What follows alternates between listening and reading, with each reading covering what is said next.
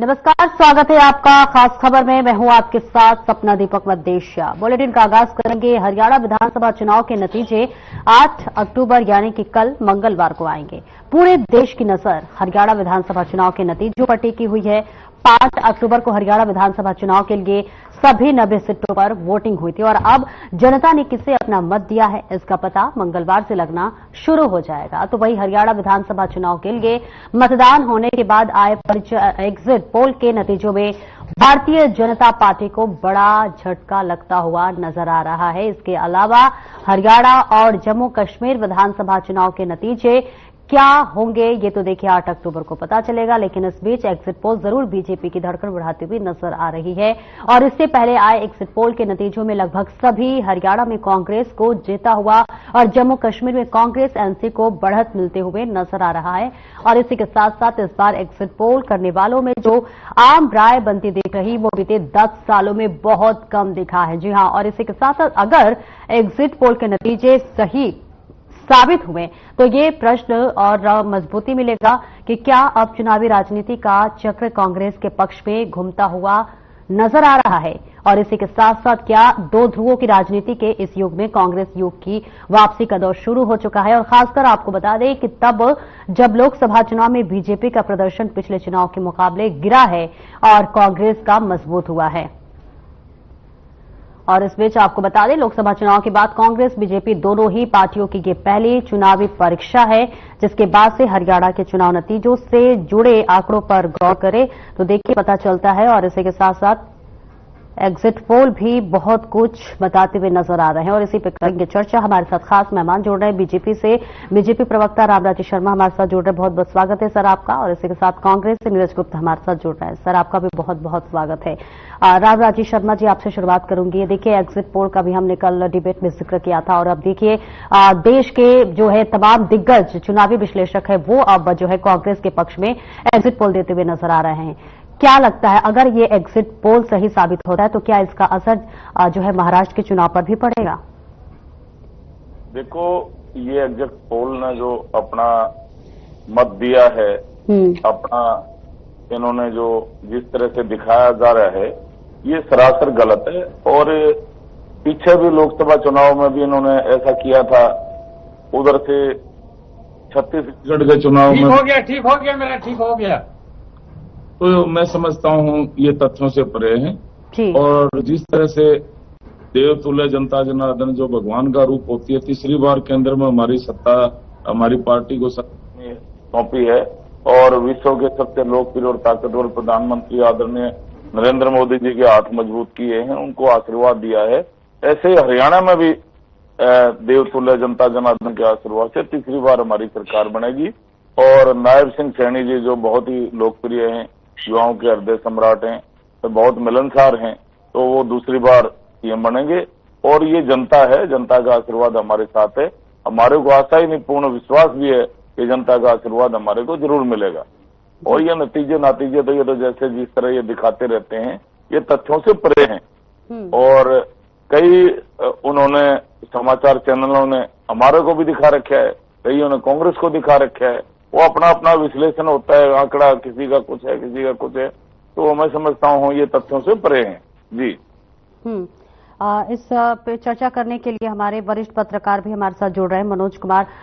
मनोज, देखिए इस बार जो चुनावी एग्जिट पोल बता रहे हैं, देखिए देश के तमाम बड़े बड़े दिग्गज और बड़े बड़े चुनावी विश्लेषकों ने भी देखिए हरियाणा के जो है कांग्रेस के पक्ष में हरियाणा का चुनाव का जिक्र कर ले या फिर कश्मीर के चुनाव का जिक्र कर ले, जो दोनों ही देखिए जगह कांग्रेस का जो है एक तरह से जलवा कायम होने वाला एग्जिट पोल सामने आया है।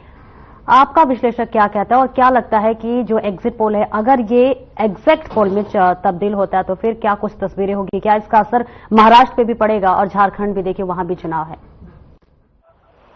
आपने सही बताया, जिस तरह से एग्जिट पोल हुआ है उसमें तो कांग्रेस को फेवर किया जा रहा है।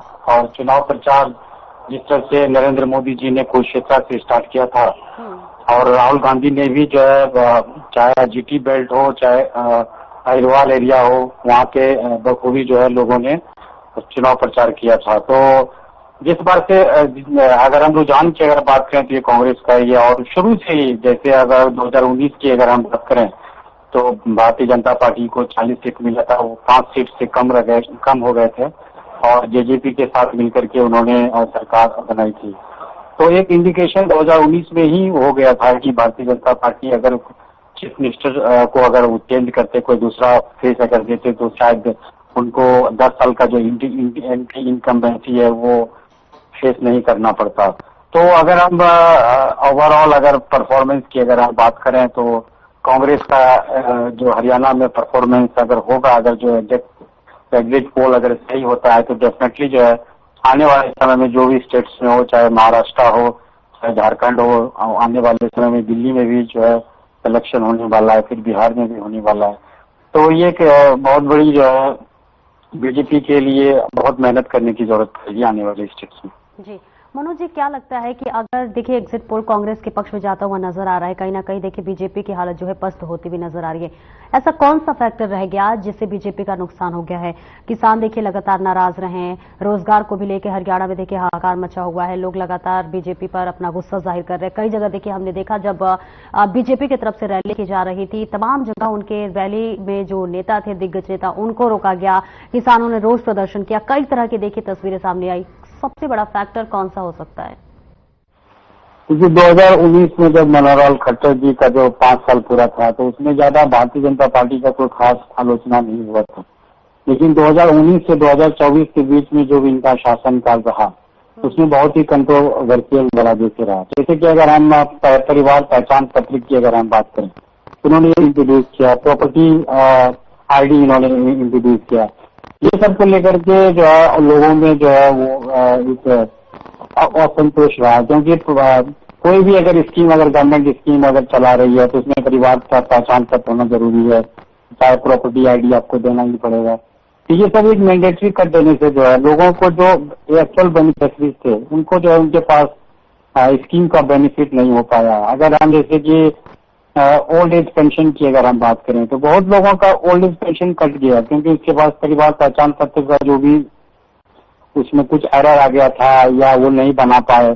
तो इस तरह से लोगों में जो है थोड़ा सा एक नाखुश था। ये जैसे आपने बताया कि फार्मर्स का एजुकेशन था, रेस्टलेस का जो प्रोटेस्ट रहा है, और तो और अनएम्प्लॉयमेंट जो है अभी जो है 37% अनएम्प्लॉयमेंट हरियाणा में बात कही जा रही है। ये सभी मुद्दा को अगर देख लीजिए, और बीजेपी को पता था कि इस बार जो है परफॉर्मेंस अच्छा नहीं होने वाला है, क्योंकि देख लीजिए 3-4 महीना पहले अगर चीफ मिनिस्टर को अगर आप चेंज करते हैं, निहाल सिंह सैनी जी आए और उन्होंने बहुत कोशिश किया 3 महीना में कि जो भी मनोहरलाल खट्टर जी का जो भी डिसीजन रहा, लोगों को अगर अच्छा नहीं लगा तो उनको मैं चेंज करूं, तो उन्होंने चेंज भी किया। जैसे ई टेंडरिंग की अगर बात करें तो सरपंचों ने जो है ई टेंडरिंग को लेकर के पूरे 2-3 साल फोकस कर रहे हैं, और इसको लेकर के मनोहरलाल खट्टर जी ने कुछ खास स्टेप नहीं लिया, कुछ खास वार्ता भी उनके साथ नहीं किया। महत्वपूर्ण मुझे सवाल भी करना, लेकिन इससे पहले नीरज गुप्ता जी के पास जाऊंगी। नीरज जी, देखिए लगातार काउंटिंग से पहले ही में हलचल शुरू हो गई। अब देखिए भूपेंद्र सिंह हुड्डा भी दिल्ली के लिए रवाना हो गए, और शैलजा कुमारी भी देखिए वो गई और जो है गाय के पूत से आशीर्वाद लेते हुए नजर आई, और कई तरह से लोग कह रहे हैं कि सीएम बनने के पहले से ही वो जो है उस सीएम बनने के लिए आशीर्वाद लेते हुए नजर आ रही। इतनी हलचल क्यों? देखिए 5 तारीख बीजेपी हुई हरियाणा से फारिग, और देखिए अक्टूबर 8 बीजेपी स्पार्ट। ये देखिए हमने मुद्दों को उठाया है वहाँ पे, बेरोजगारी का मुद्दा हो, महंगाई का मुद्दा हो, चाहे कानून व्यवस्था का मुद्दा हो, किसानों का मुद्दा हो, खिलाड़ियों का मुद्दा हो, हमने सभी मुद्दे जोर शोर से बनाए हैं। उन मुद्दों को लेकर हम जनता के पीछे है। देखिए ये एग्जिट पोल तो बाद में आया है, लेकिन हमने शुरू से ही कहा था हमारी पूर्ण बहुमत की सरकार बनेगी। एग्जिट पोल तो सिर्फ हमारी मेहनत पर स्टैंप लगाने का काम कर रहे हैं कि प्रदेश में कांग्रेस की सरकार बनने जा रही है और बीजेपी जा रही है। देखिए रही सीएम पद की बात, वो साफ साफ क्लियर है कि हाईकमान फैसला करेगा, जिसे विधायक दल के नेता चुनेंगे वही सीएम बनेगा। वो बिल्कुल क्लियर है शुरू से भी और बाद में भी। क्या बीच में किसी भी स्टेटमेंट आई? देखिए सीएम कौन नहीं बन चाहता, हर व्यक्ति सीएम बनना चाहता है, लेकिन उसका फैसला हाईकमान करेगा। लेकिन जिस हिसाब से जनता की शक्ति जरा देगा, देखिए हमें आशीर्वाद मिलेगा। एक दिन की बात है, कल सब पिक्चर क्लियर हो जाएगी। बल्कि मैं तो ये कहूंगा कल 11 साढ़े 11 बजे तक लगभग पिक्चर क्लियर हो जाएगी इसमें किसकी सरकार बन रही है। लेकिन कांग्रेस की सरकार बन रही है, इसमें कुछ शक नहीं है। हम अपने 10 साल के कार्यकाल और इनके 10 साल के कार्यकाल को लेके गए, और उसमें काफी हम हद तक सफल हुए जनता को समझाने की हमारे 10 साल के कार्यकाल क्या थे और 10 साल कार्यकाल का इनको क्या था। इन्होंने सिर्फ झूठ बोलने का काम किया, बरगलाने का काम किया और इनके पाप का गड़ा फूट चुका है। जनता में इन्होंने कोई काम नहीं किया, जनता समझ चुकी है, सिर्फ नारेबाजी करी है। देखिए एग्जिट पोल ने तो ये भी दिखाया था कि हमारी 4-5 सीटें आएंगी, 5 से 6 सीटें आएंगी एमपी के चुनाव में, तब भी ये मानते नहीं थे, तब भी कहते थे हम 10 पार जाएंगे। और चंडीगढ़ की सीट देखेंगे तो क्या हुआ, 5 सीटें और प्लस चंडीगढ़ सीट हमें देखने को मिली। देखिए जनता पे डिपेंड करता है, जनता में पहले ही आवाज फैल चुकी। पिछली फरवरी से लेके हम इसमें पूरी मेहनत कर रहे थे, कांग्रेस के कार्यकर्ता नेता, चाहे जन क्रोश रैली हो, हरियाणा मांगे साहब, हरियाणा न्याय यात्रा, और राहुल गांधी जी ने भी 30 तारीख से कमान संभाली और देखिए उसका लाभ हमें देखने को मिला। और निश्चित तौर पे इसमें कोई शक नहीं है, कांग्रेस सरकार बनने जा रही है और बीजेपी इस प्रदेश से जा रही है। नीरज गुप्ता जी, कि अब देखिए कई बार हमने देखा है और लगातार ऐसे खबरें भी सामने आती हैं कि जब भी सरकार बन जाती है और उसके बाद से देखिए कई जो दिग्गज नेता होते हैं जब अपनी दावेदारी पेश करते हैं और उनकी दावेदारी यकीन नहीं सुना जाता है तो कई बार इधर उधर छिटकने की आशंका भी रहती है। अभी झारखंड में भी आपने देखा जब हेमंत सोरेन जेल गए, चंपई सोरेन को मुख्यमंत्री बनाया गया, फिर हेमंत सोरेन जब वापस आए तो उन्होंने मुख्यमंत्री पद की शपथ ली, चंपई सोरेन बीजेपी में शामिल हो गए। अगर ऐसा कुछ तस्वीर कांग्रेस में होता है तो फिर नुकसान कांग्रेस को हो सकता है। फिर कुछ नहीं होगा, सभी नेता हमारे सुप्रीम लीडर को मानते हैं, चाहे शैलजा मैडम हो, चाहे वो रणदीप सुरजेवाला जी हो, चाहे हुड्डा साहब ही, सभी हाईकमान का सम्मान करते हैं। उन्होंने बार बार कहा हाईकमान जो करेगा वो फैसला होगा।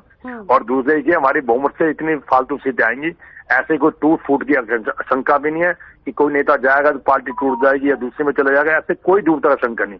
ना ही बीजेपी को तोड़फोड़ करने का मौका मिलेगा। ये शंका तब जताई जाती है तो 45-46 का मार्जिन आए या हम दूसरे पे डिपेंड हो। कांग्रेस की पूर्ण बहुमत की सरकार होगी, 55 से 60 के बीच आप देखिए सीटें आएंगी और इसमें कोई दोहराई नहीं। और कांग्रेस की जनता ने खूब वोट दिए और आशीर्वाद भी दिया, जिसका परिणाम आपको कल देखने को मिलेगा। रामराजेश शर्मा जी, जैसे जैसे देखिए समय बढ़ता जा रहा है, दिल की धड़कनें भी लग रहा है बीजेपी पार्टी की अब देखिए बढ़ती हुई नजर आ रही है। आपके चेहरे से भी देखिए थोड़ी बहुत मायूसी मुझे नजर आ रही है। देखिए हालांकि ये मेरा कोई राय नहीं है, लेकिन फिर भी जो मैं कह सकती हूँ उस हिसाब से क्या कहेंगे आप? देखो हमारा, मैं तो कल भी यही बात कर रहा था, हमारा जनता के ऊपर आशा ही पूर्ण विश्वास भी है। जनता हमारे को आशीर्वाद दे रही है और ये जो दिखा रहे हैं टीवी में और ये नीरज भाई भी कह रहे हैं तो इनमें ये सच्चाई से परे हैं। सच्चाई ये है जनता हमारे को आशीर्वाद दे रही है, तीसरी बार हमारी सरकार बनने जा रही है और नायब सिंह सैनी जी दूसरी बार सीएम बनने जा रहे हैं क्योंकि हमने काम किया। काम के आधार पर जनता हमारे काम पर मोहर लगा रही है। ऐसे केंद्र में भी हमारी सरकार बनाई जनता ने, हरियाणा में भी हमारी सरकार बनाएगी। तो ये तो वैसे मैं क्या कह सकता हूँ भाई, अपना अपना आकलन होता है। असली तो कल पता चलेगा भाई, जनता किसके कार्यों पर मोहर लगाएगी, किसको जनता आशीर्वाद देगी, कल पता चल जाएगा। 11, साढ़े 11, 12 बजे तक सब क्लियर हो जाएगा। तो मैं समझता हूँ जनता के आशीर्वाद से हमारी सरकार बनेगी और नायब सिंह सैनी हमारे सीएम बनेंगे दूसरी बार। जी रामराजेश शर्मा जी, देखिए अगर एग्जिट पोल जो है वो एग्जैक्ट पोल में तब्दील हो जाता है तो आप किसको सबसे बड़ा फैक्टर मानेंगे कि क्या किसानों की नाराजगी को दूर नहीं किया जा सका या फिर जो रोजगार का मुद्दा था या अग्निवीर योजना को था, किस मुद्दे को सबसे ज्यादा फैक्टर मानेंगे हरियाणा में बीजेपी की हार की? देखो जी, ये अगर मगर तो कल पता चलेगा भाई। कल जनता किसको आशीर्वाद देती है, उसके आशीर्वाद के बाद ही हम ये बात कह सकते हैं। हम तो अपनी सरकार बनाए बैठे हैं, हमारे को तो अब भी आशा ही नहीं, पूर्ण उम्मीद है जनता हमारे को आशीर्वाद दे रही है। ये आंकड़े सारे झूठे साबित होंगे। जैसे झारखंड में उसमें क्या नाम है, इसमें अपना मध्य प्रदेश में था, राजस्थान में था, ये सारे झूठे थे। हमारा उसमें भी आया था, छत्तीसगढ़ में भी आया था और इसमें लोकसभा में भी आया था। तो ये तो सब मनगढ़ंत बात होती है, अपने अपने किसने कहां से क्या आंकड़े उठाए क्या नहीं उठाए आंकड़े, तो ये कल पता चलेगा। असली बात तो कल पे है। बिल्कुल। और ये खुश होते रहो भाई, कह रहे हैं वहां मीटिंग हो रही है, वहां मीटिंग हो रही है, उनको बुला लिया। चलो कोई नहीं, अपना अपना है, हर पार्टी का अपना अपना काम है। हमारा तो विजन क्लियर है, हमारे नायब सिंह सैनी अगले मुख्यमंत्री होंगे और जनता हमारे को आशीर्वाद देगी। जी ठीक है। मनोज जी, देखिए अगर हम बीजेपी के कार्यकाल के पहले चलते हैं, जब कांग्रेस की सरकार थी, हुड्डा साहब जो है मुख्यमंत्री थे, तो ऐसे में अगर कांग्रेस का काम इतना अच्छा था तो फिर देखिए ये कहना अतिशक्ति होगी कि फिर अब बीजेपी को जनता ने क्यों चुना। या फिर अब जो 10 साल बाद, देखिए परंपरा भी रहा है कि 10 साल बाद जो है हरियाणा में सरकार बदलती है, तो ऐसे में सवाल ये है कि बीजेपी के अलावा क्या कोई विकल्प नहीं रह गया, या फिर ये कहेंगे कि कांग्रेस के अलावा कोई विकल्प नहीं रह गया?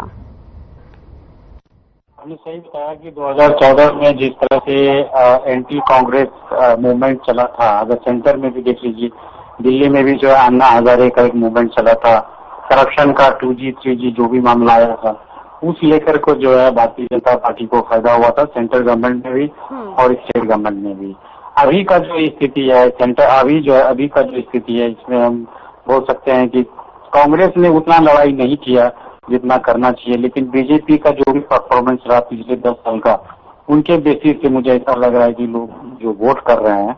और हालांकि जिस तरह से रामजी शर्मा जी ने कहा कि मध्य प्रदेश और छत्तीसगढ़ में और राजस्थान में जिस तरह से विधानसभा इलेक्शन में हुआ, तो अभी भी जो है बड़ा कॉन्फिडेंस कांग्रेस को भी नहीं होना चाहिए, क्योंकि एग्जिट पोल ही है, जब तक एग्जिट पोल नहीं होगा तब तक कुछ नहीं कहा जा सकता है, तो बाकी कल ही पता चलेगा।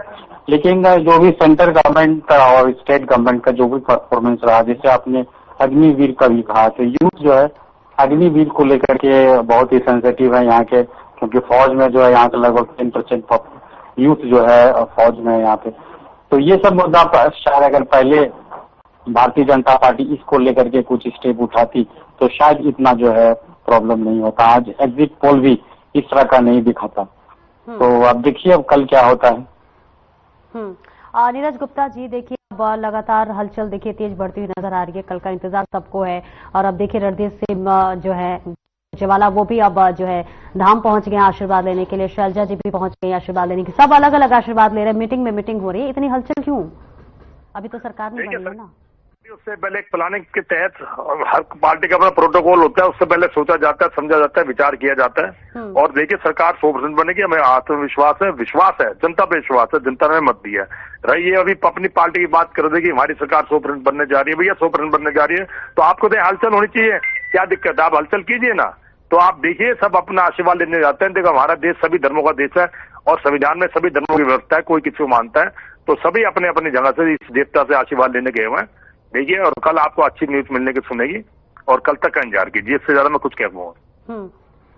मनोज जी, देखिए हमेशा से ये कहा जाता है कि हरियाणा में जो है उसी की सरकार होती है जिसका केंद्र में सरकार होती है, और देखिए केंद्र में गठबंधन की सरकार है। बीजेपी भी हालांकि हमेशा से यही कहती हुई नजर आ रही है अभी हाल फिलहाल कि हरियाणा में उनकी सरकार बनेगी, तो कैसे ये कह सकते हैं? क्योंकि देखिए केंद्र में तो गठबंधन की सरकार है, और ये जो परंपरा भी है वो भी, देखिए परंपरा की बात कर ले कि हर 10 साल पे 1996 से लेकर अब तक ये परंपरा रही है कि हर 10 साल पे जो है सरकार बदलती है, तो ऐसे में क्या ये कह सकते हैं कि केंद्र में जो सरकार है वो जो है राज्य में भी होगी? देखिए अगर लोकसभा इलेक्शन की अगर हम बात करें तो भारतीय जनता पार्टी ने 2019 में 10 सीट जीत गई थी, और अगर हम पिछले 2024 लोकसभा इलेक्शन की अगर हम बात करें तो 10 में से 5 जो है सीट जीतने में हासिल किया था। तो और जो वोट परसेंटेज था तो कांग्रेस का भी बहुत ही बड़ा था। अगर लोकसभा इलेक्शन की अगर हम बात करें तो इसमें इससे पता चल गया था कि इस बार जो है कांग्रेस की सरकार आने वाली है, और यही होता है क्योंकि सेंट्रल गवर्नमेंट, अगर हरियाणा की अगर बात करें तो जिस तरह से सेंट्रल गवर्नमेंट का जिससे फार्मल एजुटेशन है, इस सेंट्रल गवर्नमेंट के खिलाफ ये प्रोटेस्ट था।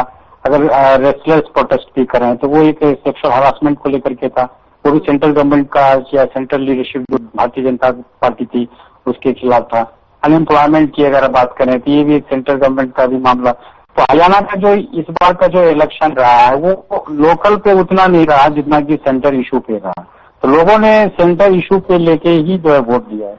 इसीलिए ऐसा लग रहा है कि आने वाले समय में जो सेंटर इशू, देखिए ये सिर्फ हरियाणा का मामला नहीं है। अगर फार्म एजुटेशन की अगर बात करें, MSP ऑन ऑल क्रॉप्स की अगर हम बात करें तो ये पूरा नेशनल इशू है। ये महाराष्ट्र में भी वही मामला है, चाहे आने वाले समय में झारखंड भी आएगा, चाहे बिहार भी होगा तो वो वही मामला होगा। हरासमेंट की अगर बात करें, बहुत से पॉलिटिकल लीडर इस बार भी देख लीजिए कि 30 से 35% ऐसे कैंडिडेट्स रहे जो क्रिमिनल में इन्वॉल्व थे, चाहे महिला के खिलाफ भी उनके खिलाफ केस था। तो एक पार्टी को सोचना पड़ेगा कि हम किस टाइप के कैंडिडेट्स को हम उतारें। तो ये भी एक मैसेज जाएगा आने वाले जो इलेक्शन हो गए। हरियाणा ने आई थिंक हरियाणा एक मैसेज दे दिया सभी पॉलिटिकल पार्टीज को कि नेशनल इशू पे आप किस तरह से अपना स्टेप ले सकते हैं ताकि स्टेट्स में प्रॉब्लम ना हो। जो नेशनल इश्यूज है, महिलाओं के खिलाफ क्राइम हो, चाहे क्रिमिनल पॉलिटिक्स हो, ये सब चीज पे भी जो है लोगों ने वोट दिया है हरियाणा में। नीरज गुप्ता जी, आपसे सवाल है। अब देखिए, अभी तो सरकार बनी नहीं है आपकी, और उसके बाद से देखिए अब जो है अनिल विज का भी बयान सामने आया है, जिसमें वो देखिए हमारे पास बयान भी है, वो कहते हुए नजर आ रहे हैं कि एग्जिट पोल की पोल पहले ही खुल चुकी है, ग्राउंड पर ऐसी स्थिति नहीं है और हम भी अपनी सारी रिपोर्ट एकत्रित कर रहे हैं। क्या कहेंगे इस पे? मेरे से पूछ रहे मैडम? जी नीरज गुप्ता जी, आपसे पूछ रही हूँ। अनिल विज का बयान सामने आया है। देखिए अनिल विज तो कुछ भी कह सकते हैं। देखिए उनके वो दुर्भाग्य की बात है, वो सीएम बनना चाहते हैं और जब 2 बार सरकार उनकी पूर्ण बहुमत की, पहली बार 2014 में, दूसरे बहुमत के सहयोग से उन्होंने जब इच्छा जारी नहीं करी, ये उनका दुर्भाग्य है। उनके सारे सपने चूर हो जाएंगे। और जब दावेदारी कर रहे हैं, जब बीजेपी जा रही है हरियाणा से, देखिए उनकी सोच है, कुछ भी कह सकते हैं। और कल दावे की पोल किससे खुलेगी वो कल पता चल जाएगा। ऐसी लोकसभा चुनाव में कहते थे, जब जिस पोल दिखाते थे हमारी 6 से 7 सीटें आएंगी, तब नहीं मानते थे, कह रहे थे खाता नहीं खुलेगा, हम 10 पार जाएंगे और टोटल हमारी 11 सीट मिलाएंगे चंडीगढ़ मिला के। उसका क्या हाल हुआ आपने देखा है। और कल तक का वेट कीजिए, अनिल विज की जो इच्छा है वो धाराशायी हो जाएगी। और मैं तो क्या हुआ, उन्होंने इच्छा कई साल से पा के रखी थी, अब उनकी इच्छा कभी पूरी नहीं होगी। रामराजेश शर्मा जी अभी ये कह रहे थे कि देखिए एग्जिट पोल पर विश्वास नहीं किया जा सकता। छत्तीसगढ़ का जिक्र किया, मध्य प्रदेश का जिक्र किया, राजस्थान का जिक्र किया, जहां तीनों ही राज्यों में अभी विधानसभा चुनाव हुए थे, रिजल्ट सामने आए थे। तो ऐसे में इस एग्जिट पोल पे कांग्रेस इतना क्यों उत्साहित है? उत्साहित नहीं, ये तो हम शुरू से कह रहे थे, हम जनता के बीच उतरे, हम उससे उत्साहित है, ना कि एग्जिट पोल से। एग्जिट पोल तो उस बात को सत्य करते हुए दिखाई दे रहा है। हमने कहा था पूर्ण बहुमत की सरकार बनेगी, 50 से 55 सीट आएंगी, और उसको आप लोग देखिए एक एग्जिट पोल गलत, तो सारे स्टैंप लगा रहे हैं, एग्जिट पोल की तरफ इशारा कर रहे हैं। और हमारी मेहनत का परिणाम है, जनता ने हमें आशीर्वाद दिया है, हम उसकी तरफ देख रहे हैं, ना कि एग्जिट पोल की तरफ देख रहे हैं। अगर कांग्रेस उसको देखते हम कह रहे हैं हमारी सरकार बनेगी, छत्तीस बिरादरी के हम बीच में उतरे हैं, तो जनता के इनपुट के आधार पर कह रहे हैं, ना कि हम एग्जिट पोल के आधार पर कह रहे हैं। और हमें उसका निश्चित तौर पर अच्छा परिणाम देखने को मिलेगा। कल तक की बात है, कल तक वेट कीजिए आप। ठीक है। नीरज गुप्ता जी, एक और महत्वपूर्ण सवाल, देखिए समय की भी बहुत कमी है हमारे पास। अगर कांग्रेस ने अच्छा काम किया होता तो 2014 में जब इलेक्शंस हुए थे तो उस समय देखिए जनता बीजेपी को नहीं चुनती, और ऐसे में अब जो है क्या कह सकते हैं, क्या कांग्रेस जनता के पास कोई ऑप्शन नहीं है कांग्रेस के अलावा, या फिर कांग्रेस कोई कमाल करके दिखाएगी? उस समय 2004 से 14 तक कुछ हमारे शासन में कमी रह गई। जनता को शायद हमसे उपेक्षा ज्यादा, तो विश्वास से खरा नहीं उतरे, कुछ हमारे वादे रह गए थे, तो हम उसको कमी में पूरा माने, उसको तभी तो बीजेपी को मौका दिया है।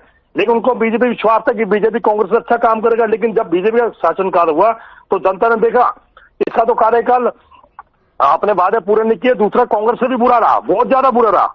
इसलिए उन्होंने देखा भाई कांग्रेस ही अच्छी थी, कांग्रेस ने काम तो किया, झूठे वादे तो नहीं किए, इन्होंने झूठे वादे जनता को बुराने का काम किया, जिसका परिणाम आपको कल देखने को मिलेगा। बहुत कम है हमारे पास। रामराजेश शर्मा जी, एक छोटी सी टिप्पणी कर दीजिए 1 मिनट में, फिर आगे बढ़ते हैं।